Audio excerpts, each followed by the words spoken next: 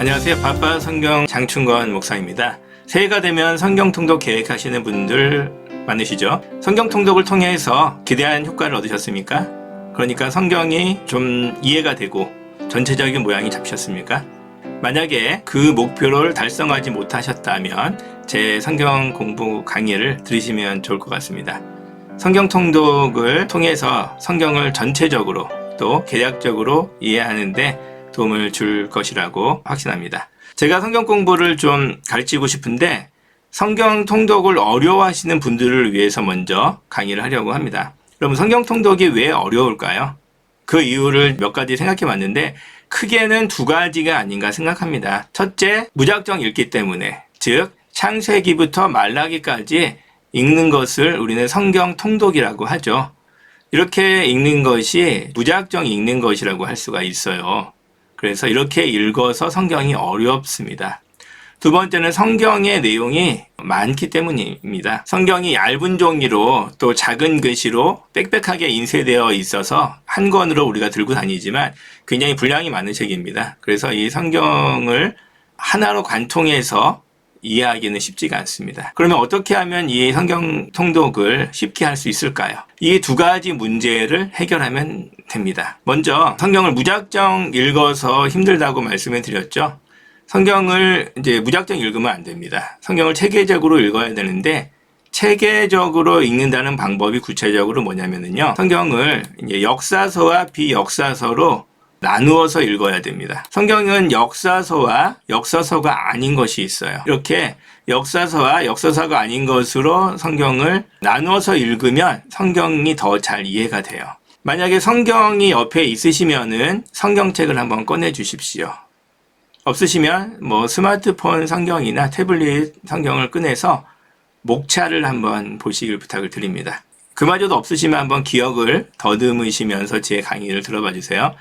성경은 구약 성경과 신약 성경으로 되어 있고 구약 성경은 창세기부터 말라기까지, 신약 성경은 마태복음부터 요한계시록까지 되어 있습니다. 그런데 성경의 내용을 좀 구분할 수가 있는데 먼저 창세기부터 에스더까지를 구분할 수가 있어요. 에스더 밑에 좀 과감하게 한번 한 줄을 쫙 그어주세요. 그리고 옆에다가 역사서라고 써주시길 바랍니다. 에스더 밑에 욥기 시편 잠언 전도서 아가가 있는데 아가서 밑에 줄을 그으시고 시가서라고 써주세요. 그리고 구약 성경 맨 아래 말라기가 있습니다. 말라기 아래 줄을 그으시고 예언서라고 한번 써주세요. 신약 성경도 마찬가지입니다. 신약 성경으로 오셔서 마태복음부터 사도행전까지 보시고 사도행전 밑에 줄을 그으세요. 역사서라고 써주세요. 그 다음에 로마서부터 유다서까지 눈으로 확인하시고 유다서 밑에 줄을 쫙 그으세요. 그리고 서신서라고 써주세요. 맨 마지막에 요한계시록 눈으로 확인하시고 줄을 그으세요. 그리고 예언서라고 써주십시오. 구약 성경도 역사서와 역사서가 아닌 것으로 나눌 수가 있고요. 신약 성경도 역사서하고 역사서가 아닌 것으로 나눌 수가 있습니다. 역사서를 역사서라고 하고 역사서가 아닌 걸 비역사서라고 저는 나눠 보겠습니다. 그래서 구약 성경은 역사서 그리고 비역사서인 시가서 예언서로 나눌 수 있고 신약 성경은 역사서와 비역사서인 서신서 예언서로 나눌 수가 있습니다. 이것을 제가 이제 종이에다 정리를 좀 해볼게요. 정리를 하면은 구약 성경의 역사서는 창세기부터 에스더까지, 신약 성경의 역사서는 마태복음부터 사도행전까지 이렇게 나눠져 있고 비역사서는 구약 성경, 시가서, 예언서, 신약 성경, 서신서, 예언서로 나눌 수가 있습니다. 그런데 중요한 게 뭐냐면은요. 성경은 역사서는 통독이 가능합니다. 통독이 가능해요. 근데 비역사서는 통독이 무의미합니다. 통독을 할 수는 있지만 의미가 없어요. 왜냐하면 통독이라는 건 시간 순서대로 읽는 걸 의미하거든요. 역사서는 이게 시간 순서대로 나열이 된 거예요. 근데 비역사서는 이게 시간 순서대로 나열된 게 아니에요. 그러니까 시간 순서대로 나열되지 않은 거기 때문에 이거를 순서대로 읽으면 어떻게 되겠습니까? 순서가 없는 거예요. 순서대로 읽어도. 시간 순서대로 쓰여 있지 않은 걸 시간 순서대로 읽는 건 의미가 없죠. 그래서 성경은 역사서는 통독을 해야 되고 비역사서는 통독을 하는 게 아니라 주제별로 읽으셔야 됩니다. 이 부분이 이제 정리가 돼야지 성경 통독을 효과적으로 하실 수가 있어요. 성경이 어려운 두 번째 이유는 내용이 많아서입니다. 내용이 많기 때문에 성경이 어려운데, 성경 내용이 아무리 많아도 쉽게 이해하는 방법이 있습니다. 그게 뭐냐면 주제를 정확하게 알면 됩니다. 성경의 주제는 앞에서 말씀드렸듯이 예수 그리스도입니다. 예수 그리스도를 중심으로 성경을 해석해 가면은 어렵지만 그래도 쉽게 성경을 이해하고 하나로 관통할 수가 있습니다. 예수 그리스도 중심으로 성경을 해석하는 것을 구속사라고 얘기를 해요. 이 구속사라는 말에 대한 오해가 조금 있는데요. 구속사는 흔히 방송에서 보게 되는 신체의 자유를 구속한다, 그런 의미가 아니에요. 신체의 자유를 제한한다 라는 뜻의 구속은 이제 영어로는 어레스트라 그러고 한자로는 이렇게 씁니다.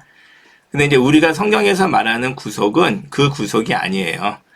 영어로는 리뎀션이라 그러는데, 이 말은 보상한다, 되산다, 되산다입니다. 되산다, 돈을 내고 산다, 이런 의미가 있어요. 그래서 한자로는 구속입니다. 구할 구자고 살 속자예요. 산다, 돈을 낸다, 이런 의미예요. 구속이라는 말이 좀 혼동이 되고 어렵기도 한데 왜 이 말을 쓰냐면 구원이 공짜가 아니다, 이거를 강조하기 위한 거예요. 구원이라는 거는 대가를 치르고 얻어야만 하는 거다. 누군가가 아주 비싼 대가를 치러야지 이 구원이 이루어진다. 그래서 대가를 치렀다는 말을 의미를 강조하기 위해서 구속이라는 말을 씁니다. 그래서 구속사는 예수님이 우리를 구하시기 위해서 큰 대가를 치르셨다, 이제 그것을 강조한 말입니다. 성경은 구약과 신약으로 되어 있는데 이 구약과 신약을 관통하는 하나의 주제는 예수 그리스도고, 예수님이 우리를 구원하기 위해서 어떠한 대가를 치르셨는가, 이 관점을 중심으로 성경을 해석하는 것을 구속사라고 이야기합니다. 위험에 빠진 사람을 봤을 때 많은 사람들이 구해야 된다고 얘기를 해요. 그런데 그 사람을 구하기 위해서 아주 큰 대가를 치러야 한다면 어떻게 될까요? 고민하지 않겠습니까? 쉽지 않은 일이죠. 우리 가족이나 자녀, 부모님 같이 가까운 사람이 아니라면 내가 큰 돈을 들여서 큰 희생을 치러서 구한다는 게 쉽지는 않을 것입니다. 고민이 되겠죠? 그런 희생을 하기 위해서는 큰 결단이 필요해요. 그리고 그 희생이 클수록 더 우리는 감동하게 되겠죠? 이런 부분을 강조하기 위해서 구속사라는 말을 사용하는 것입니다. 저는 이 백문일답 예수 그리스도라는 말을 좋아하는데, 이 말은 고 김준건 목사님이 하신 말씀이죠. 한국대학생 선교회를 설립하신 분이신데, 그분 설교에서 이 백문일답이라는 말을 듣고 큰 감동을 받았습니다. 백문, 100가지 질문이라는 뜻인데, 이제 백자가 모든이라는 의미도 있습니다. 그래서 모든 질문에 대해서 한 가지 대답이 있다. 아무리 질문이 많아도 대답은 하나다, 이런 뜻인데요. 그 대답은 예수 그리스도다. 그래서 제가 성경을 공부하면서 성경 해석이 막힐 때마다 이 말을 되새겼습니다. 예수 그리스도가 신구약 성경을 관통하는 하나의 주제고 모든 질문에 대한 대답이다. 이런 생각으로 성경을 해석했는데 그때마다 적절한 답을 얻을 수 있었습니다. 성경 통독을 저와 함께 해 나가시면은 성경이 체계적으로 정리가 되실 거예요. 여러분들도 모두 바쁘시기 때문에 제가 최대한 시간을 단축해서 여러분께 알려드리도록 하겠습니다. 기대해 주시고 바빠 성경 통독 가이드 응원해 주시길 부탁을 드립니다. 감사합니다.